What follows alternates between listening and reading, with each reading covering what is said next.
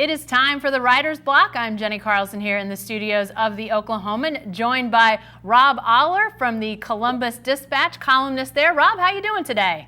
Hey, great.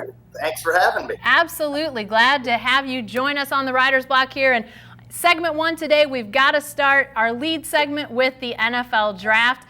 Rob, for both of us, both of our markets had a pretty exciting draft night, the first round on Thursday night with Kyler Murray from here in Oklahoma being drafted number 1, then Nick Bosa from Ohio State there in Columbus being taken number 2. What was sort of your impressions of opening night of the NFL Draft? Well, first, Nashville, man, what a host city, huh? They partied it up. Looked like a good time. They'll probably get it again sometime. Music City was excellent. I would say, Nick Bosa here was an interesting story. He was injured in the third game, sat out the rest of the season, partly his decision late in the season just to go train with his brother Joey, who plays for San Diego. And so he was kind of expected to go high at one point, number 1, till Kyler Murray kind of took that from him. And so we went to the Niners, expected. The other Ohio State guy was Dwayne Haskins Jr., the quarterback who a lot of people thought would go to the Giants at 6. Yep. And that was a little bit of a shocker. Didn't quite go that way. So, he fell a little. But, I think Ohio State now joins USC, 81 total first-round picks. So that was kind of a storyline here in Columbus. Yeah.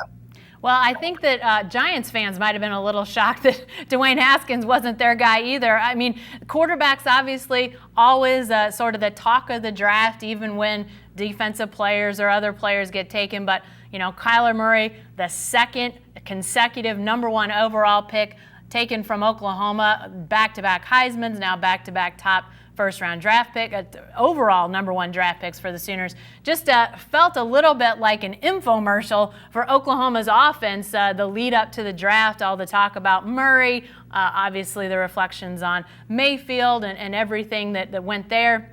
So, if you're a quarterback out there thinking about playing college football and maybe going to the NFL, I got to think Oklahoma looks pretty darn good right now with the track record that they've now started to establish. Obviously, Jalen Hurts, the expected starter next year. Who knows what happens to him? But even if he's not the number 1 overall pick, still to see what happens, how his draft stock, what that looks like in a year will be fascinating. But Rob, I thought you said something really interesting, that crowd in Nashville. They closed down streets. They basically set up an outdoor venue, which when it started raining, I'm sure some people were wondering, is this a good idea?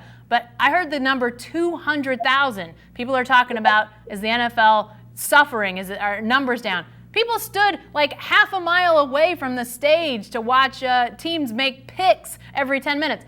That's a pretty good moment for the NFL, I would think.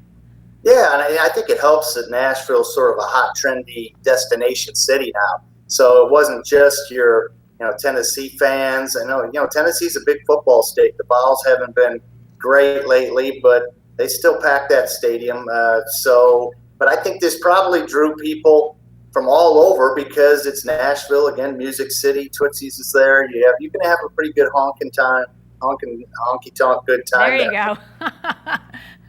Yeah, for sure. Well, they took the NFL draft on the road a few years ago, got it out of New York where it had been for so long, but it looks like it's been so successful. Dallas, Chicago, now Nashville. I got to think that the NFL draft may be a roadshow from now on.